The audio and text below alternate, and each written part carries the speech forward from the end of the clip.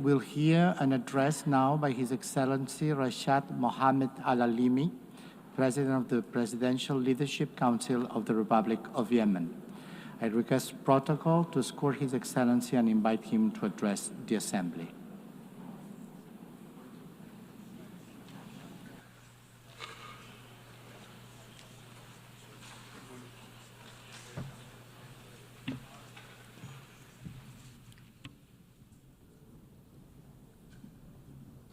In the name of God, most gracious, most merciful.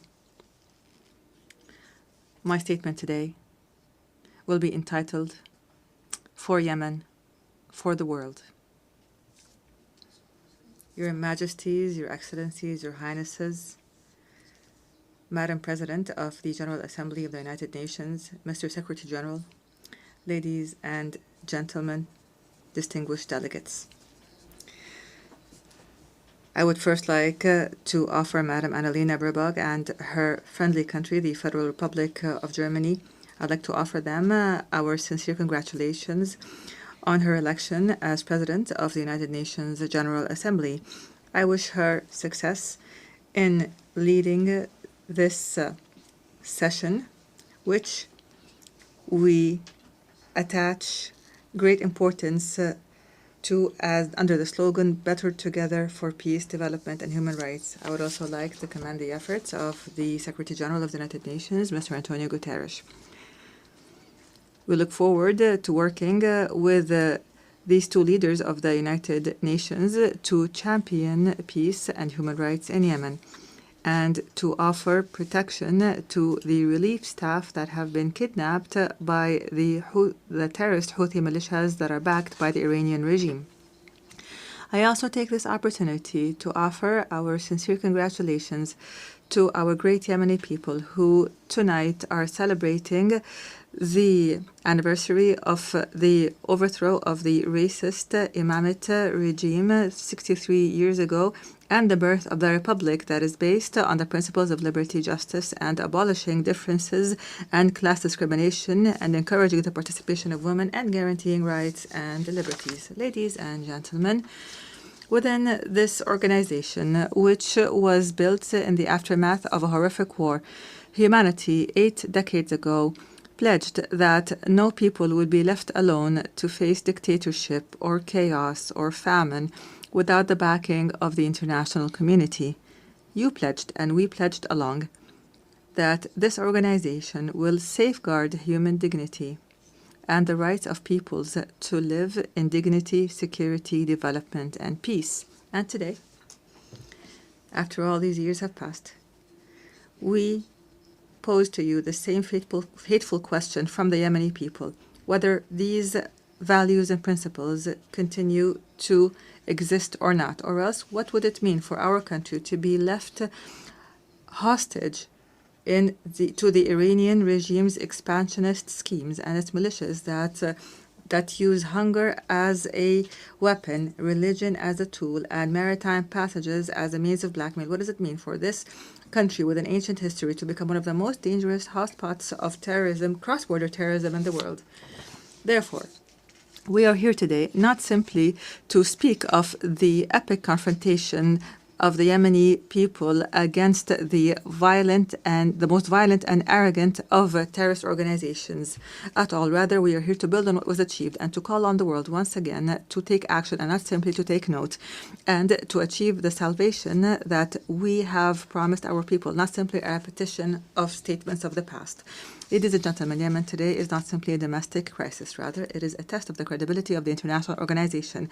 After a decade has passed to the coup that was orchestrated by the Houthi militias supported by the Iranian regime against the national consensus, our people are living one of the gravest humanitarian crises, facing security threats that transcend our borders and spread to the region and the entire world.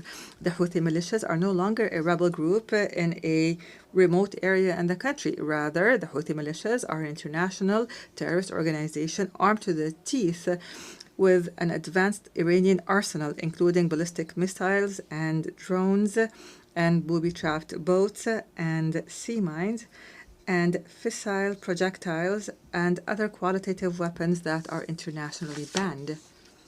In addition, this outlaw group supports networks that smuggle drugs and utilize new technologies to disrupt communications and guidance systems in an attempt to transform Yemen into a laboratory to experiment with the weapons of its supporters. These are not simply tools of war. Rather, this is a scheme to redraw the map of Iranian influence in the region. And those who are lenient with this group today must imagine how tomorrow will be when the Red Sea and maritime passengers fall prey permanently to this terrorism. Therefore, ladies and gentlemen, the past years have proven that the policy of conflict management, by offering more incentives, has only brought more disaster and destruction. Moreover, the policy of containment has given the Houthi militias the time and the resources to further expand its arsenal. The United Nations was unable to protect its own staff who were kidnapped in Sana'a, unable to protect the oil installations and the commercial ships. It has become clear that the peace we seek cannot be asked for, but must be imposed by force. Ladies and gentlemen, it has become incumbent upon the world today to reconsider its position on the Yemeni situation. On the one side, there is a widespread national front that believes in international legitimacy and adopts the values of partnership and democracy and maintains local diversity and popular participation and works on building the institutions of a state.